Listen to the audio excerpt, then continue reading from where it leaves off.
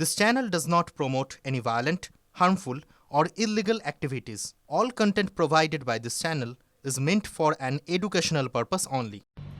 এখানে বাংলাকে টার্গেট করা হচ্ছে বা এটা প্রিমেডিটেটেড বা কনস্পিরেসি ষড়যন্ত্র এগুলো কথা বলার কি মানেটা হয়, মানে এগুলো এই সামান্য সামান্য বিষয়, সামান্য নয়, যথেষ্ট অপমানজনক। কিন্তু এই বিষয়ে কেন রাজনীতি করছেন কুণালবাবু, কেন রাজনীতি করছেন তৃণমূল? আজকে ক্ষুদিরামকে যদি বসু না বলে সেটাকে যদি সিং বলা হয়, অত্যন্ত অন্যায় করেছেন, তাকে এফআইআর করুন, আদালতে যান। সেখানে বিজেপিকে কেন টানছেন? আমরা কি কোথাও এটা এটা বলার চেষ্টা করছি যে ক্ষুদিরামকে অপমান করা হোক, বাংলার মানুষকে অপমান কেন? মানে এটা একটা বোগাস মানে থিওরি যেটা কুণাল বাবু এবং টিএমসি সামনে আনছেন। এই যে এত বড় বড় কথা বলেছিলেন ট্রাম্প বলার পরে, তারপরে অপারেশন সিঁদুর বন্ধ হয়েছে। আজকে তো দেখে নিলেন, আজকে বিক্রম মিস্ত্রি আমাদের আমাদের internal ministry of external affairs থেকে উনি পরিষ্কার করে দিলেন যে কালকে মাননীয় প্রধানমন্ত্রী পরিষ্কার টেলিফোনিক বার্তাতে বলে দিয়েছেন ট্রাম্পকে যে এখানে কিন্তু ইউএস এর কোনো রোল ছিল না, পাকিস্তান ফোন করেছিল।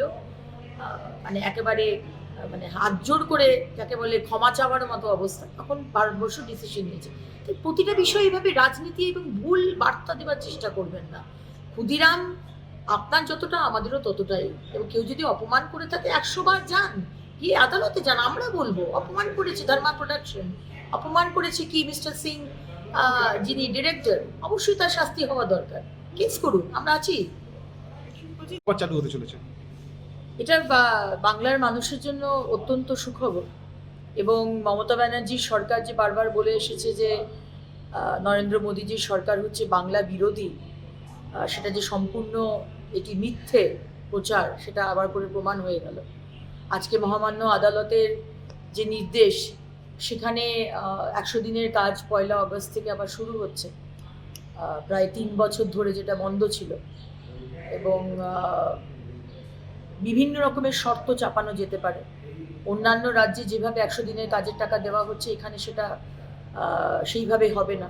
এখানে আদালত বলছেন যে যদি মনে করেন কেন্দ্র সরকার, তাহলে ডাইরেক্ট যারা বেনিফিশিয়ারি তাদের অ্যাকাউন্টে ডিবিটি, ডাইরেক্ট বেনিফিট ট্রান্সফার, এটা তারা করতে পারেন। সেখানে মমতা ব্যানার্জি সরকার যে চুরি করে এসেছে কেন্দ্র সরকারের টাকাগুলো, সেগুলো আর করার সুযোগ পাবেন না। তাই রাজনীতি করাও এবার বন্ধ হয়ে গেল। ওই বঞ্চনা বঞ্চনা বঞ্চনা যেগুলো বলেন, সেটা আর বলতে পারবেন না। কিন্তু মানে 100 দিনের লোকের ক্ষেত্রে আমরা দেখেছি টাকা বন্ধ করতে পারবে না, এটাও আদালত। টাকা বন্ধ করার তো দরকার নেই, কারণ টাকাটা বন্ধ করা হয়েছিল কেন? বিজেপিতে শাসিত বহু রাজ্যে বিজেপি সরকার নেই, কিন্তু সেখানে তো টাকা বন্ধ হয়নি, কারণ সেখানে হিসেব দেওয়া হয়েছে। 10 টাকা দিলেও 10 টাকার কেন্দ্র সরকার যদি দেয়, তাহলে তার হিসেবটা দিতে হবে। মমতা ব্যানার্জিকে বারবার বলা হয়েছিল যে 100 দিনের কাজের টাকা চুরি হয়েছে, প্রধানমন্ত্রী আবাস যোজনার টাকা চুরি হয়েছে, কিন্তু সেই হিসেব কোনোদিন মমতা ব্যানার্জির সরকার দেননি। এবং এফআইআর করতে বলা হয়েছিল, গুটি কতক এফআইআর হয়েছিল, টাকাও ফেরত দেয়নি। সুতরাং এখানে মহামান্য আদালত সেটা বলেছেন যে সাধারণ মানুষ তারা ভুক্তভোগী হচ্ছে, চুরি করছে তৃণমূল এবং ভুক্তভোগী হচ্ছে সাধারণ মানুষ টাকাটা বন্ধ করে দিল। সুতরাং টাকাটা আপনারা দিন, কিন্তু আপনাদের শর্ত মতো দিন।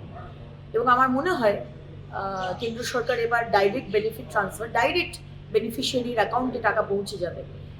যেভাবে আমাদের কৃষক ভাইদের টাকা, আমাদের কৃষক কিষাণ সম্মান নিধি যেভাবে পৌঁছে, ওইভাবে করলে আর টাকা চুরি হওয়ার কোনো অবকাশ থাকবে না। কিন্তু